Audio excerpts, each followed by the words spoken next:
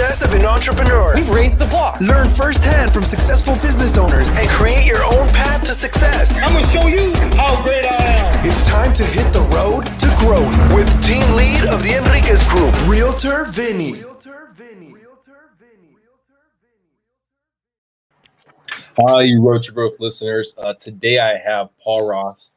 He is an author. He is a master hypnotist. He is a master practitioner of NLP, Neuro-Linguistic Programming. Okay, if you don't know what NLP is, don't worry. You're not alone. Probably about, I want to say 4 or 5 years ago, I didn't know what it was, but it's definitely changed the way I look at things. It's a fantastic avenue right there. But thank you, Paul, for being here, and thank you for talking to us about your journey.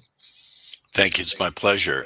And before we begin this journey of learning and mentorship together, I'm not sure all the ways your listeners might stop and feel that growing excitement that comes when a great discovery is being made. But as it's taking place, I sure feel glad that I'm the person that can be able to share these amazing tools and strategies and concepts that really work.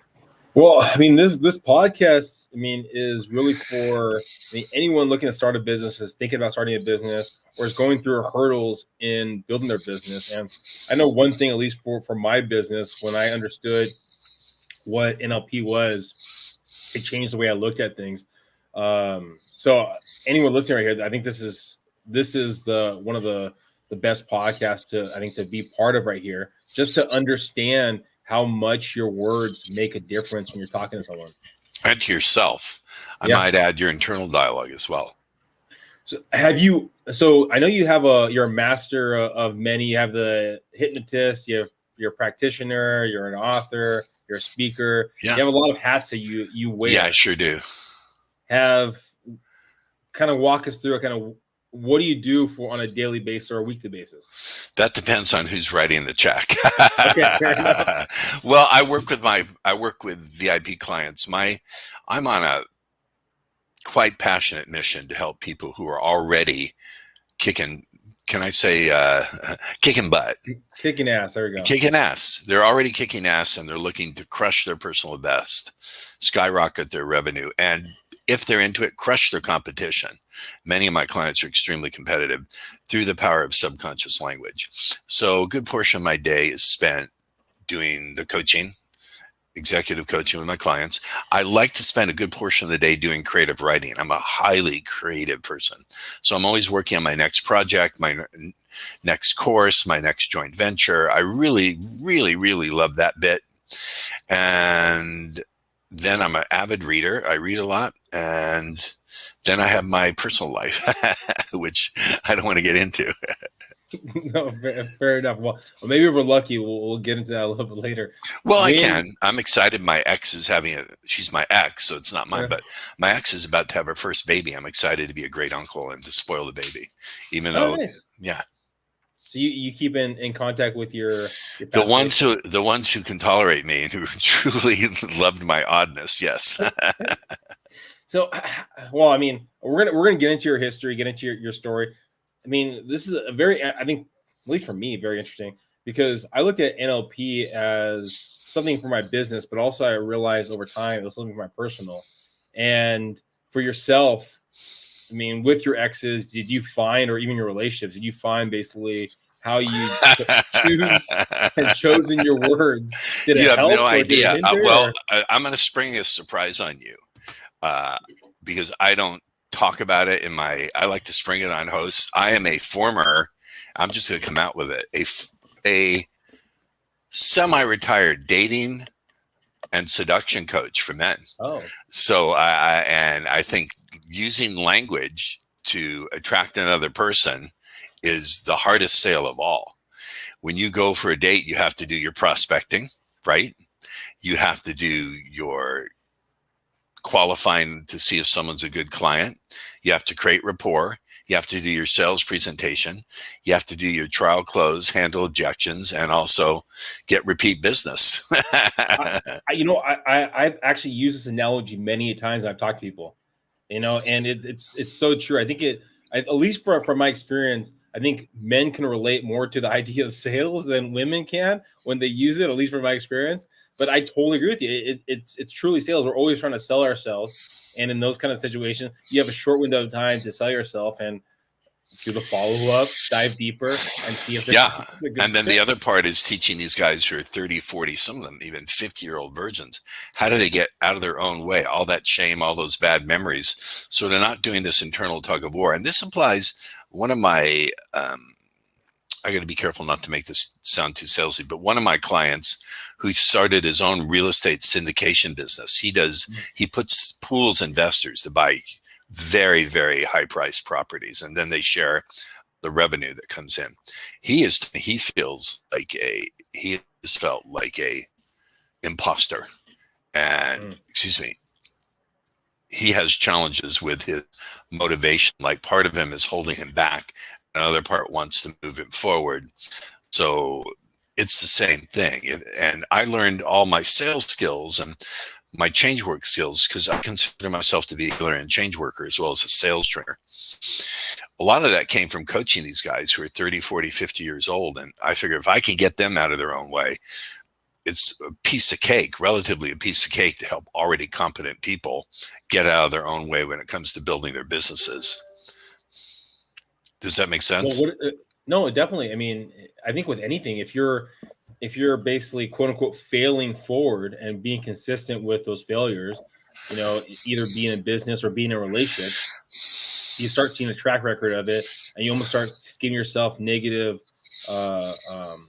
subconscious of saying, this is not going to work out. I'm not going to be able to sell this deal. I'm not going to be able to do this. And you're almost working through those hurdles now. Right. Yeah. So if I can give a gold nugget that I teach all of my clients that ends forever, that self-defeatist dialogue, can I drop that value bomb? Yeah, please. I teach them to use the words up until now. So up until now, I was not consistent with my outbound calls. Up until now, I was not consistent with my outbound calls. And now I claim my learning, my skills of my consistency. Does that make sense? So we separate it from who they are as a person. If they say, I'm just not a good caller, that makes it about who they are. We separate it from their identity, make it about their skills. We also take the negative thinking and we bind it in time. We say to the unconscious mind, because in any battle between the conscious and the unconscious is going to win. We say to the unconscious mind, okay, I understand there's been a problem. I'm not going to deny that problem with lots of positive affirmations. Those come later. I recognize there's been a problem. Thank you very much for motivating me. See you later. So we bind the problem in the past and we take it away from the person's sense of identity. Because for someone who's been doing hypnosis with people for 30 years, I can tell you it's very difficult to change someone's sense of identity. It's relatively easy to change their beliefs about what they can learn to do. This is the major problem I see with sales trainings out there. There are real good ones out there. I'm not going to name them, but they're good ones. Not a one of them teaches how to learn from your mistakes. Not a one. They'll all say, just learn from every experience. But I haven't seen one that says, here's a specific methodology you can use to actually take that piece of advice and make it real for you. And I think acquiring that learning confidence is a missing piece. And I don't mean to sound arrogant. I'm the only person who teaches it.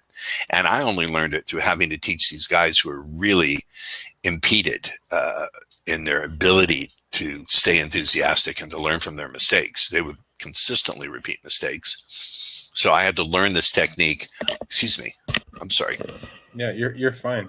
I had to learn this technique of showing them how to remove the emotion from it and then just looking objectively at it. So my unique background gives me a unique set of insights and skills that I can map over in ways that people who are stuck in the whole sales framework can't see. Have you always been very particular in the words you use and helping other people growing up? Or? Okay, so my confession, I'm a language geek. Do you remember in like the 4th or 5th grade where you had to do grammar and diagram sentences? Yes. I liked it so much that I didn't want to answer the recess bell. I wanted to sit in there and do more diagramming. The teacher had to kick me out. So I have always been a language geek. Yeah, I've always been in love with language. I just have. I'm obsessive compulsive with the words I use. If I'm writing copy, I write all my own copy. I wrote the copy for the book.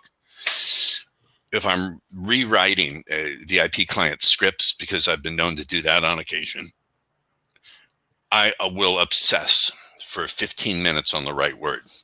So part of this is obsessive compulsive disorder, but it's not with touching things or needing to move things around. It's with words. I'm obsessed with getting my words precise.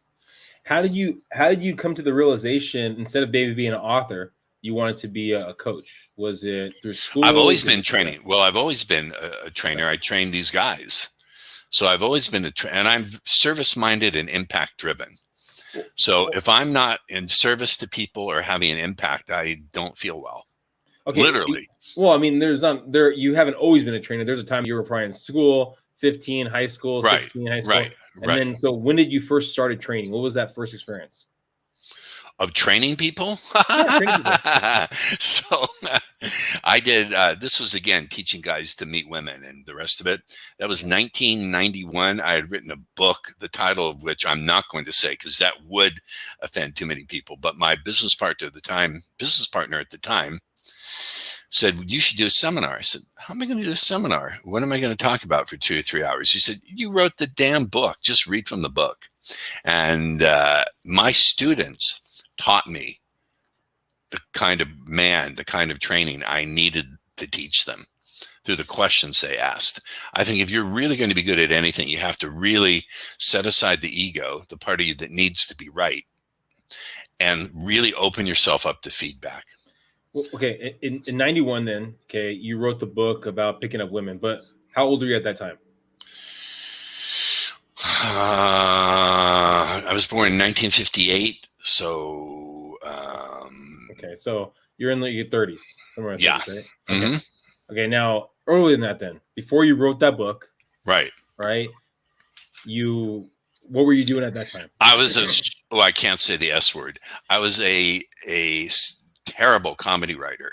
I wrote jokes for comedians, and I tried stand up. I actually co-wrote a movie that got made, but they took my name. I begged them to take my name off the credits. To this day, I think it's still there on IMDb. And the movie got made 3 years later. It's one of the worst movies ever made. What's the movie? They Still Call Me Bruce. Now people say, wait, I've watched They Call Me Bruce. It's really funny. No. They Still Call Me Bruce, a sequel starring Johnny Yoon, a Korean comedian who's quite popular at the time. And I made the princely sum of $750 a week. I remember calling my mother and saying, Mom, I'll never have to worry about money again. And I could visualize in my mind her shaking her head and thinking, what am I going to do with my son? All right, so you're in your 20s. You're a comedy writer at that time. Right. Okay. Now, let's be clear, sir. A very bad comedy writer. Okay, so how did you come to the realization that you were a bad comedy writer? Because for most people, right, you think you're doing something good. You've already were really I had a good snappy at moment. Have you ever heard of the people said I just snapped? Yeah, I experienced that moment. I got a call from the comedian like 2 or 3 years later. He said the movie's playing. I went to this Cracker Box theater in Westwood, California, right near. It was a multiplex and the tiniest theater. There's maybe a couple of drunks and me. And the minute that movie came on, within 5 minutes, I felt my desire to write just break. I felt like a rubber band snapping here in the center of my forehead. And then I saw like a blinding flash of light. I'm not messing with you. And that was it. I knew I had to quit. Okay, you quit. Okay, you quit. You're in your 20s. Something that you've been doing for a little while. Late 20s. Late 20s. Now, how do you find yourself again to say, okay, I need to find another path? I need to write a book now instead of comedy? I wrote the book because I had found through NLP. I fell in love with NLP in 1988 88, when I first got exposed to it, and I fell in love with it because of the way it structured language. And I thought maybe this is a solution to my own problems with women, because I was very socially awkward, had no emotional intelligence, and most importantly, couldn't communicate in a way, and this is important for sales too, that captures and leads the imagination and the emotions. I communicated in a way that was data-driven, facts, figures, numbers, which you salespeople are probably doing too much of. I talked about myself, or I interrogated the woman. There's a difference between showing interest and asking interesting questions and interrogation. So needless to say, I got nowhere, and I had to find a solution. And once I found the solution for myself, I thought, hey, hell with it. Let's write a book and make some money and help people. And that's what I did.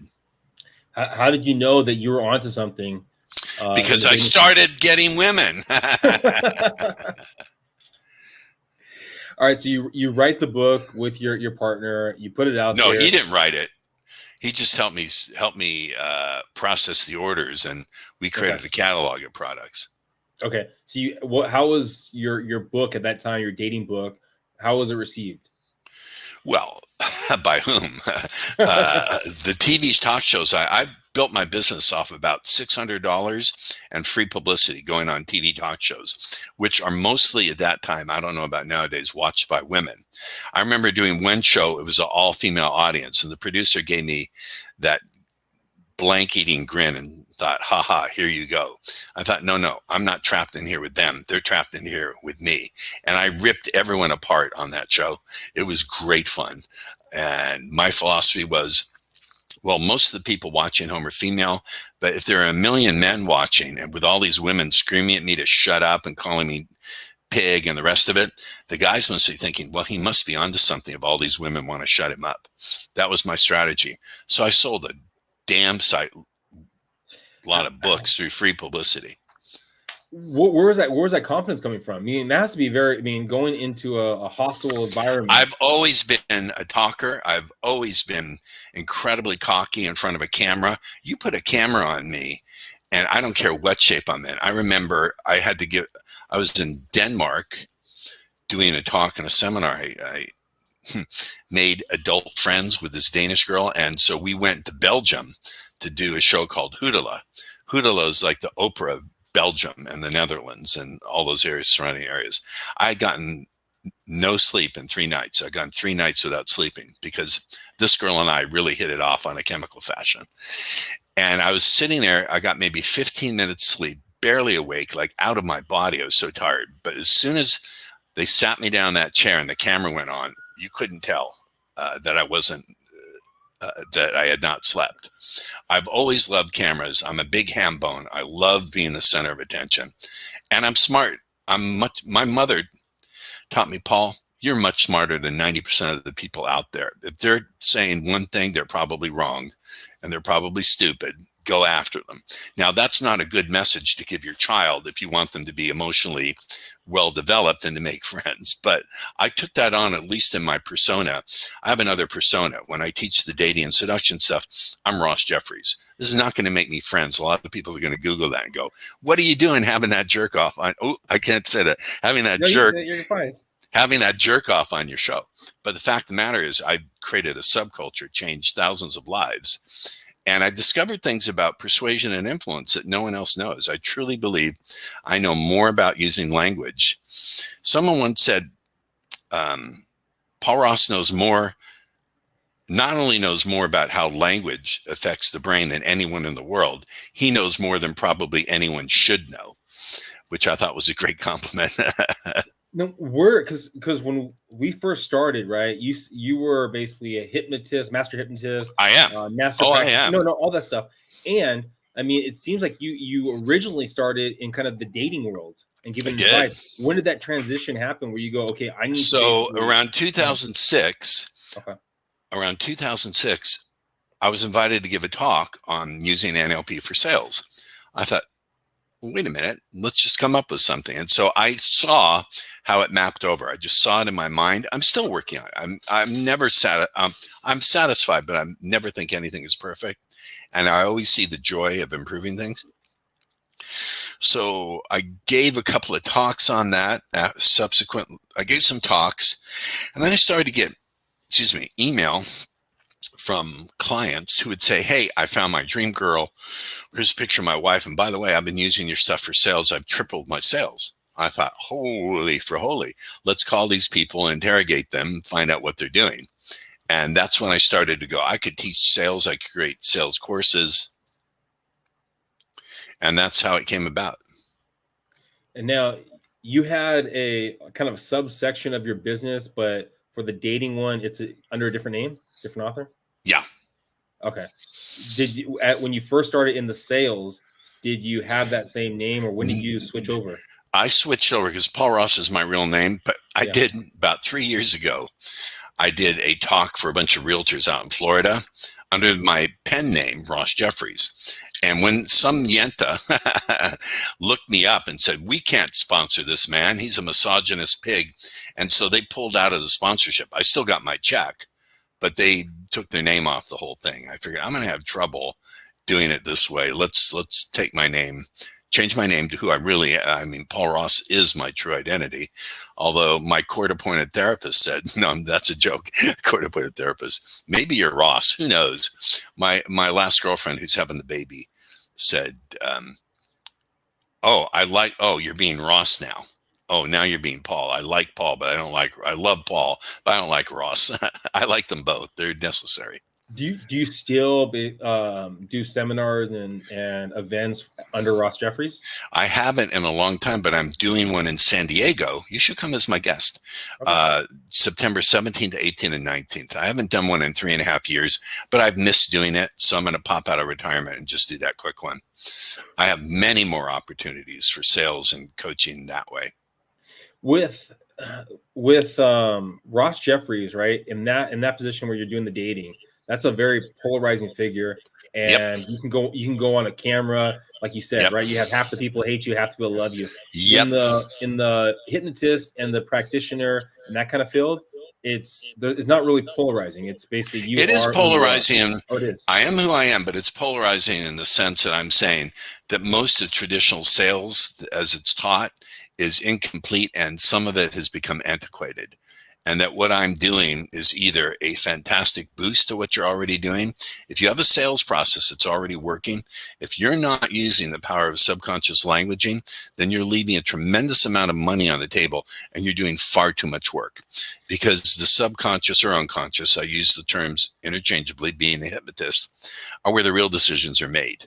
So also my definitions of sales are so radically different. They're batshit crazy, quite frankly. But it's the very ways of thinking, feeling, responding that stand so far outside of what you're doing that bear the potential of bringing you results that are like ridiculously far out from what you're used to enjoying.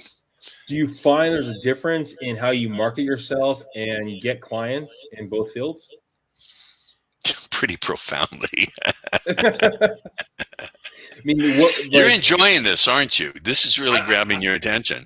Well, no, I mean, I think the idea of, because the polarizing avenue, especially when you're talking about social media, right? You put a polarizing idea out there, you're going to get a lot of clicks. You're going to get a lot of clicks, a lot of shares. Sure. Right? When you're putting it, I basically do this avenue better, like a coach. Right? Yeah. There's a lot of coaches out there that believe that they do the product better. Yet you have to basically scream till you're blue in the face. Find a kind of avenue. If you're screaming till you're blue in the face, you're not using the right mechanisms and procedures. See, I'm not looking to get everybody to hire me, because I genuinely look, working with these, bless their hearts, these poor damaged guys. Most of them are damaged, some are not. Yeah. Some are just out of a divorce and they're back in the dating game and they don't know what they're doing. Yeah. So bless their souls. But I don't need to do emotional healing or do any of that stuff with the people who I'm teaching on the sales side. I just need to say, look, what I'm doing is going to benefit you. Here's why. Here's why you're going to lose out, how you're leaving money on the table, even though your current sales process may be working for you. It no longer is going to work the way it used to, or it's giving you diminishing returns. And here's why. Here's what you can do to get exponential returns instead. And you will never get one thing. You will never get exponential improvement in your returns if you just do what you have been successful doing. Success is its own trap. Well, how do you get those at bats? How do you get that ability to have that conversation, to close that deal for you or seminars? I do a lot of podcasts now that speaking engagements are starting again. I do speaking engagements. I also do joint ventures with people. I'm joint venturing soon with someone who's an expert in interrogation, a frightening expert, who's written some stuff on interrogation and using hypnosis to actually create Manchurian candidates and hypnotic alters. And I joint venture. I'm going to joint venture with him. We haven't yet.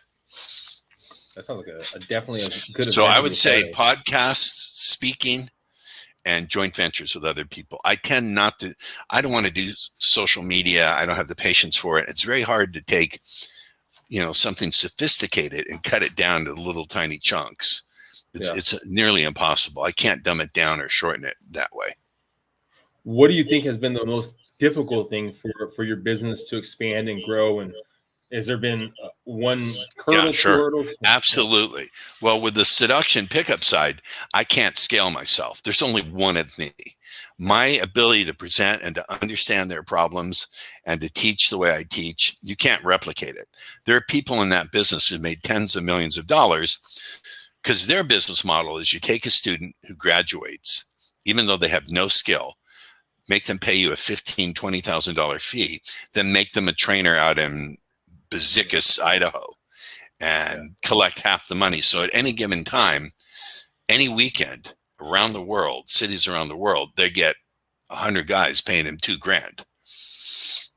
Do you understand? And so they have a business model, but it's based on chicanery and I think fraud, because these trainers are just students who paid to take their training and then paid them an extra fee. They don't have to demonstrate any competence.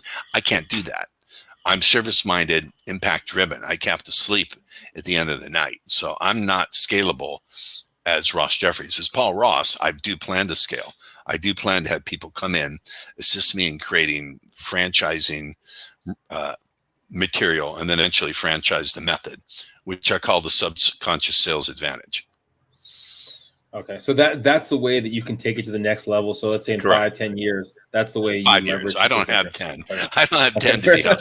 Well, maybe I do. I take super good care of myself.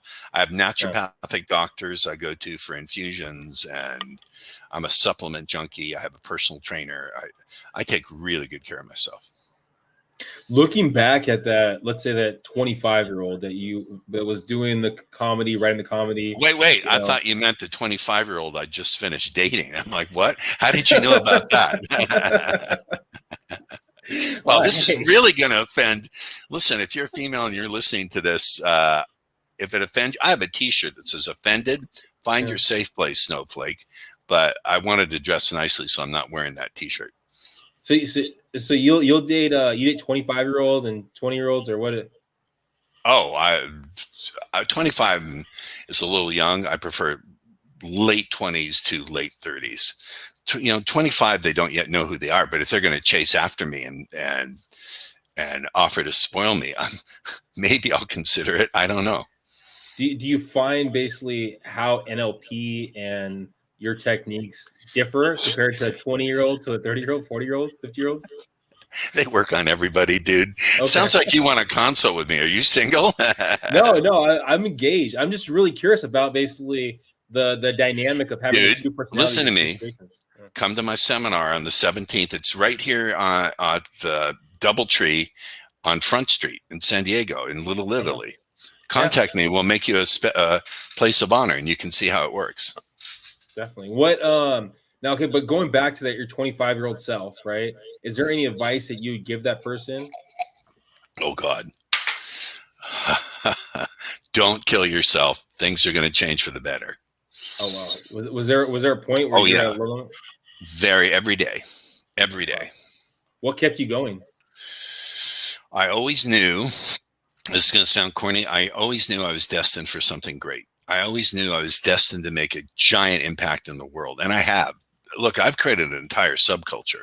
There's an entire deviant subculture. I don't mean deviant as filthy. I mean just different from the norm. There's an entire subculture of men who have these courses in schools on meeting, pickup, seducing women. Without wanting to or knowing it, I created a subculture. But I've always thought, since I was a small child, I was meant to do something great. When I was like 3 years old, 4 years old, my mom went to slap me. And my great aunt, Sadie, that would be my grandmother's sister, my mother's aunt, put out her hand and said, "Schlugnischt." Schlugnischt in Yiddish, because we're all Jewish, and that was the language of the Jewish ghetto. Schlugnischt means don't hit. Schlugnischt. And then she pointed at me. She said, "This one's going to grow up to be a light." And so I've always believed it. Even in my worst, lowest moments, I've always believed it and hung on to that. Was it, I mean, because you brought up your mom before too, how she'd give you a positive affirmations. Was that like your childhood really helped you get through those low moments then? My childhood was a very mixed bag of incredible emotion, invalidation, constant invalidation and emotional coldness, and occasional very strong validation. Okay. So, and I'm a very emotionally sensitive person. So when you take it it may not seem to you when I'm Ross Jeffries. Ross is Paul without the emotional sensitivity, one of the things, and he's more grandiose. I sound like you're my therapist now. Everyone, I don't care. Everyone would benefit from doing therapy with the right therapist. Anyway, I think that when you take an emotionally sensitive child and you put them in an environment where they experience a lot of invalidation, you have a pretty volatile mix in terms of mood. And also, I don't mind. We should share and get out. We should not have shaming. I'm also diagnosed bipolar 2. We should not shame mental injury. I don't like the term mental illness, but mental injury or mental dysfunction. So I have a lot that I manage on a daily basis. I cannot live my life the way, quote, normal people do. I have to put a lot of energy, effort, and focus into mood management and mood stability and mood control.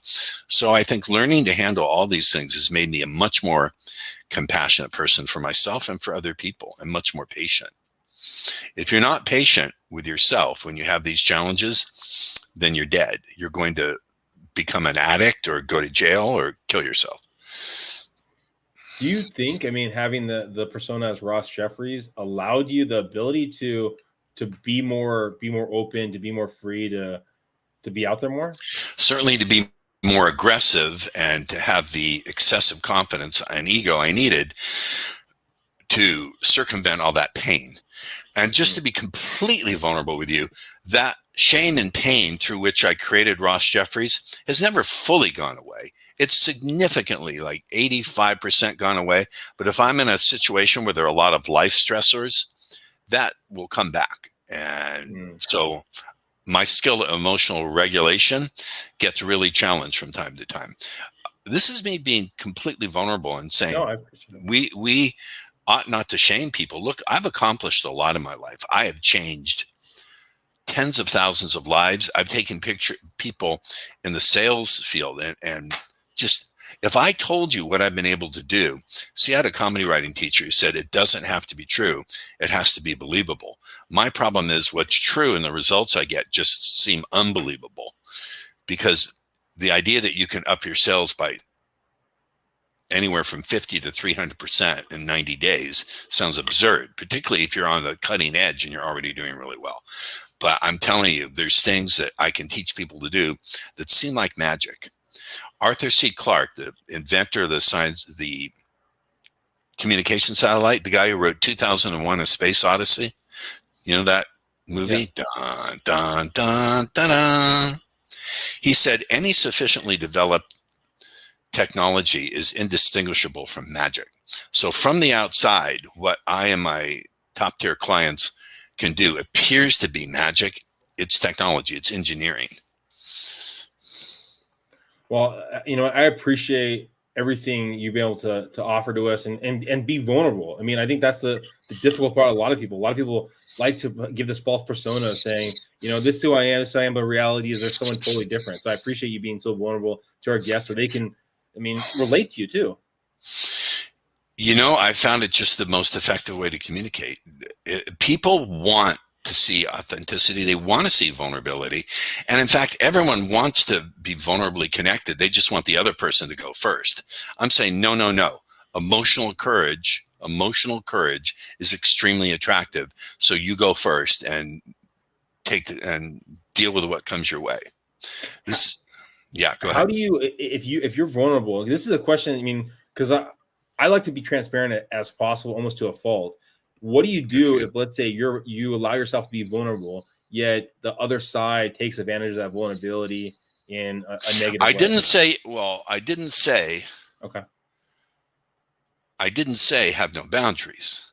Okay. I have very significantly strong and good boundaries. I just said, I just share what I feel in the moment. If I also can understand context. If it's not my place to share it, then I don't. Okay. Makes sense. Totally. Any last words to anyone listening right now? I know in the show notes, we'll have all the information for you. The event, I don't know if you're listening to the podcast, if you're listening to it on iTunes, Google Play, the event already happened. The September 18th event already happened. Yet there's other events. I mean, that one that you're talking about with, what is it? The negotiate? Not the negotiator. You're going to partner up with. I don't know when that'll happen next January. Okay, so next January. So that one right there, that one I'm very excited for. A lot of these events from talking to you got me very excited. That one right there seems like it'd be very fantastic to hear about.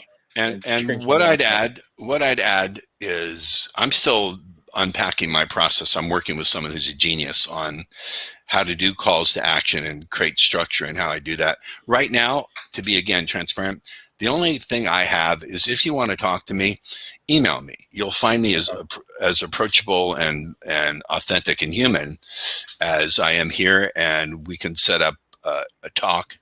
If I can't, or if you want me to come in and talk to your group or train your group or any of that, go to speakerpaulross.com. speakerpaulross.com, and I can talk about doing a training either remotely or in person. I prefer in person, but I don't, I'm an old fart. I don't want to travel too far. So just talk to me about it.